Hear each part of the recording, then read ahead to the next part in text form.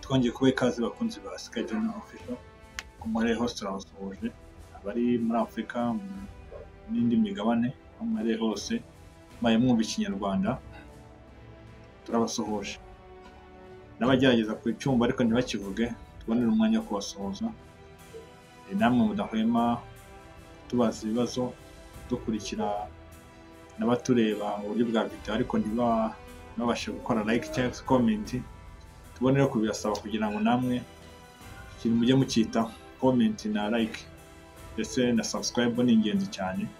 Tugiye kugaruka ku gitero cyari kibaye ku mugoroba, igitero cyabaye mu masaha y'igicuku y'urukerera, igitero cya Amerika yarashe uduce tugera kuri dutatu twa Iran. Duce twatunganyizwagamo ibijyanye na nucleaire cyane, nitwo yibanzeho cyane. Utwo ni uduce twitwa Hod,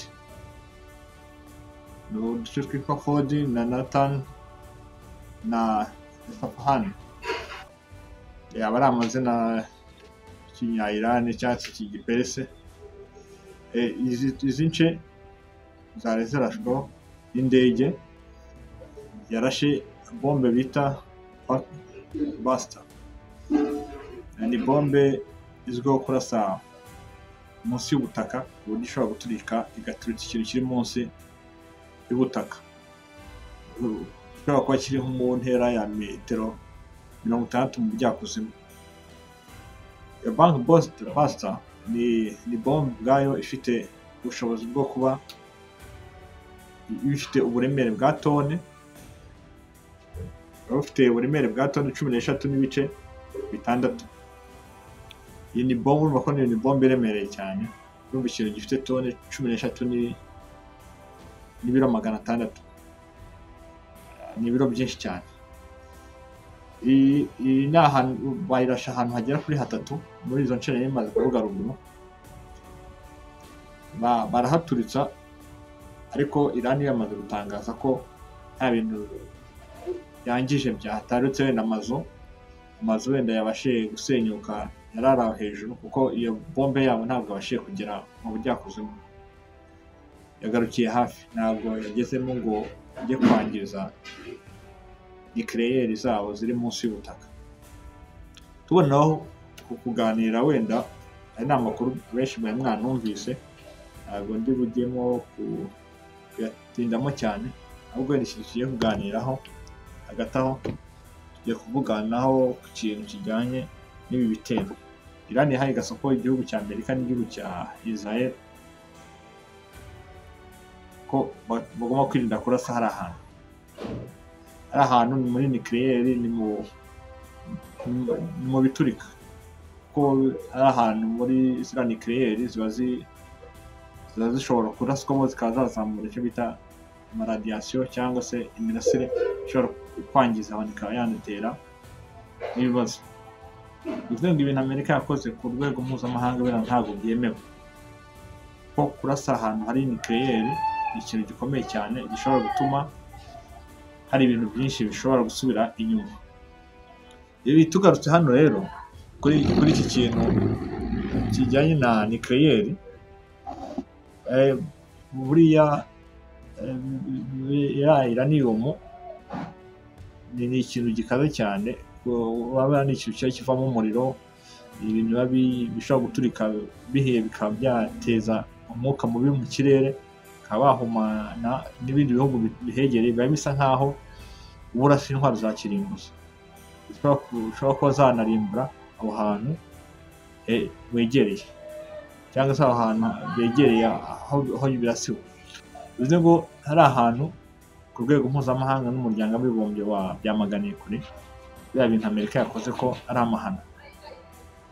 Gusa Iran yamaze gutangaza ko ziriya bombe zitabashe kugeraho buriya bumara bwari buriya bumara bwa uranium, kuko ahantu byari bibitse muri metero zirenga 90. Urumva rero niba itarenga muri metero 60, bivuze ngo hari n'ibindi bikomera, haba hubatse ibintu by'amabeto, nubwo iyo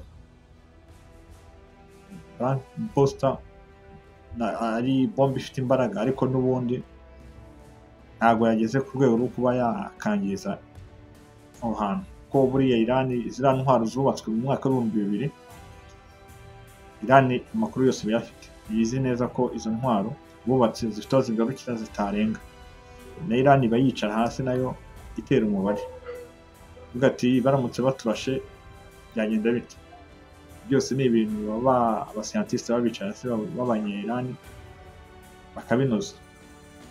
Noneho reka tugaruke hano ku kintu kijyanye n'iki gice cy'uburasirazuba bwo hagati. Iran buriya ntabwo igiye kuviramo aho, buriya nayo buriya Israel igiye kuyirasa bikomeye cyane, buriya ntiri burasa Amerika, ariko ishobora kurasa ahantu habiri, ishobora kurasa mu nyungu za Amerika, ubwo ni ahantu hari ibirindiro cyangwa se hari ingabo z'abanyamerika, bikarangira nabo hari ibirindiro bimwe na bimwe barimbuye, cyangwa se bagakubita Israel bakayinoza, kuko Iran ibintu barashe yego ntabwo hangiritse byinshi, ariko kugira ngo babahe gasoko kugira ngo n'ubutaha batinye Iran, ko buri Iran ntabwo iri buviremo aho, kuko ubu tuvugana ubu utagira ngo n'Abashinwa bicaye ubusa.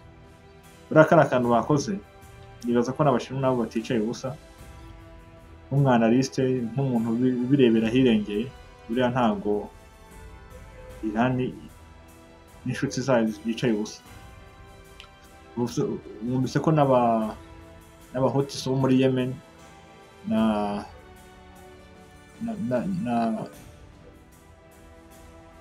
n'uriya mutwe w'Abanyapalestina n'undi mutwe wo muri Liban umaze igihe uhanganye na Israel, bamaze kwemera ko baramutse bongeye kurasa kuri Iran bahita babagabaho intambara. Bivuze ngo urumva ni abantu, ni abashuti babo, Iran ni abantu ifasha iba hafi, bivuze ngo nabo bagomba kwitabara, ko Abahutu bo bidekaraye ko bagomba gutabara Iran, ko biteguye ko bagomba kubangamira inyungu za Leta Zunze Ubumwe za Amerika ziri mu Nyanja y'Umutuku. Bivuze ngo amato yabo bamenyesheje ko bakomeje gukora ibyo bintu, amato yabo bayarasa bakayashyira hasi yose. Byose ni ibyagiye bigaragaza ko nk'icya gihugu cya Yemen cyagaragaye ko gifite misile iteye ubwoba bita Palestina kabiri, yizihije Israel cyane, bishobora no kuba yanarasa n'amato y'Abanyamerika, nubwo Abanyamerika nabo ari abantu bafite igisirikare giteye imbere cyane, bafite n'amamisile meza agezweho, ariko ntekereza ko naho batarasa amato, ariko bashobora kubangamira inyungu n'ubucuruzi buberamo hariya mu Nyanja y'Umutuku, kugeza n'ubucuruzi buva muri Arabia Saudite bwambuka bujya mu Burayi no muri Amerika muri rusange. Imihahiranisha bafite isa nk'ihagarara hariya muri kariya gace, ugasanga busa nk'ubucuruzi busubiye inyuma, kandi busubiye inyuma igihugu cyabamberamo cyane na Arabia Saudite na Leta Zunze Ubumwe z'Abarabu, nabo basa nk'aba bakisanga mu bihombo. Yego rero utarakora subscribe nyaboneka reba aho hasi ukuntu wabigenza, ugakora subscribe na like ziba zikenewe kugira ngo ibyo dukora mubashe kubibonera ku gihe. Bibutsa ko like ari ingenzi, ko ni ikintu kigaragara ku YouTube, bigaragara ko hari ukuntu ikiganiro cyakunzwe, ariko iyo mutarimo murakora like YouTube tubona ko ibintu dukora nta bantu babikurikira. Tubashimire, mugire ibihe byiza, naho ku munsi w'ejo.